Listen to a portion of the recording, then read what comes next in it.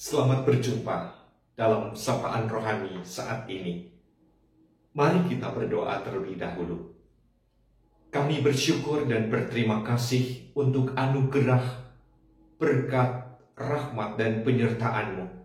Kami diberi hari baru dan kesempatan bagi kami menerima sapaan rohani. Hadir, berbicaralah dan sapalah kami. Di dalam nama Tuhan kami, Yesus Kristus, kami berdoa. Amin.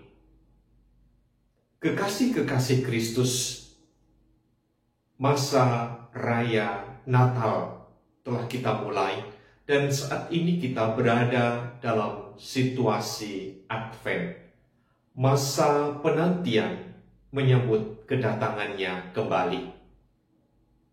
Saat ini kita diingatkan melalui apa yang dipesankan di dalam kitab Yesaya pasal 30 ayat 18 sampai dengan ayat yang ke-26. Seringkali kita bergumul dengan keadaan mengapa hidup kita sulit, mengapa beban berat selalu ada di tengah-tengah hidup yang kita lakoni dan kita jalani. Bahkan pergumulan demi pergumulan seolah tidak pernah usai dan tidak rampung. Benarkah Tuhan mendatangkan ketidakbaikan untuk kita? Atau kita sendiri yang tidak menyadari akan apa yang seharusnya kita perbuat dan kita lakoni? Dia mengizinkan kita berada di tengah-tengah kesulitan, berada di tengah-tengah kesukaran, bahkan seolah bencana datang silih berganti. Itu bukan hukuman. Itu satu kenyataan bagi kita agar kita mengerti rencana dan cara Tuhan yang mendatangkan kebaikan. Agar kita peduli, agar kita selalu bergantung dan mengandalkan Dia.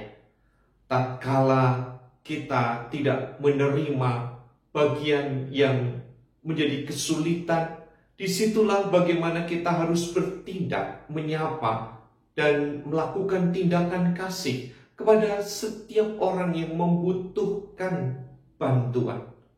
Ketika di tempat lain ada bencana, biarlah kita yang tidak tertimpa bencana mau peduli dan ambil bagian, membuka dompet kita dan menyalurkan untuk kekasih kita, memberikan uluran tangan dan wujud kepedulian bagi kita. Tuhan izinkan bagi kita untuk berbagi.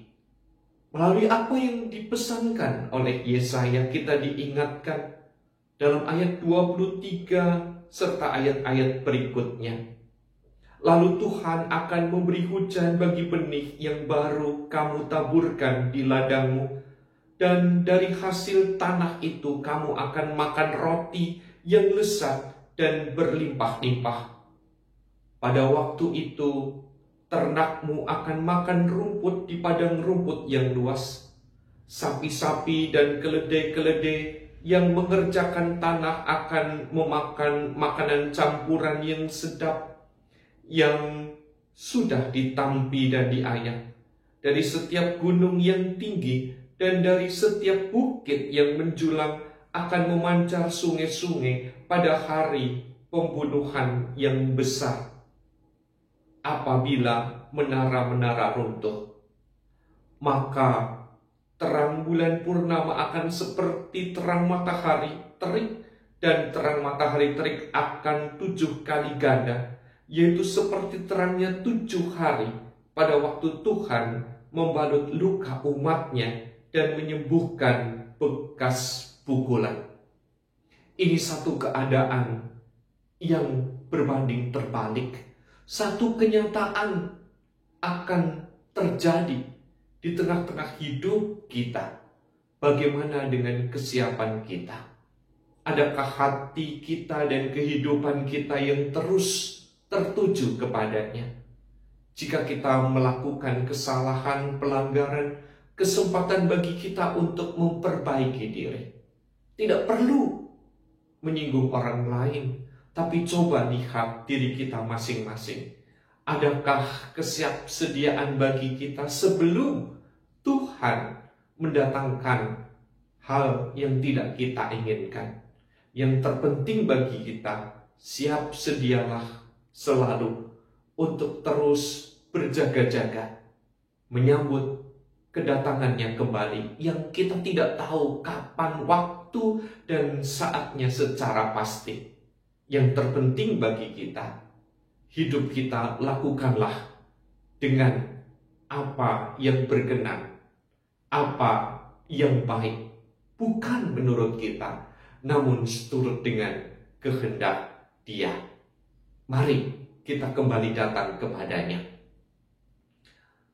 Bapa yang penuh kasih, mampukan kami untuk bertindak dengan cara yang bijak, tidak melihat apa yang terjadi di sekitar kita yang menyebabkan bencana, yang menyebabkan kerusakan alam sebagai hukuman yang Tuhan nyatakan, namun sedang mengajarkan kepada kami untuk menyadari akan kehidupan kami agar kami semakin dekat kepadamu, agar kami semakin rendah hati, agar kami rela untuk peduli kepada sesama kami yang menderita, yang menjadi korban bencana alam. Kami berdoa untuk kekasih-kekasih kami, para sahabat, orang-orang yang saat ini bergumul dengan kehidupan pasca terjadinya bencana gempa di Cianjur dan sekitarnya. Biarlah mereka dimampukan untuk menghadapi pergumulan yang tidak mudah, dan kami juga memiliki kepedulian, mau berbagi dengan mereka. Terima kasih bila sudah begitu banyak orang yang ambil bagian dalam kepedulian. Dan kami berdoa agar kami memiliki kesadaran untuk peduli. Siapapun mereka adalah sesama kami. Di dalam Kristus kami memohon dan berserah. Amin.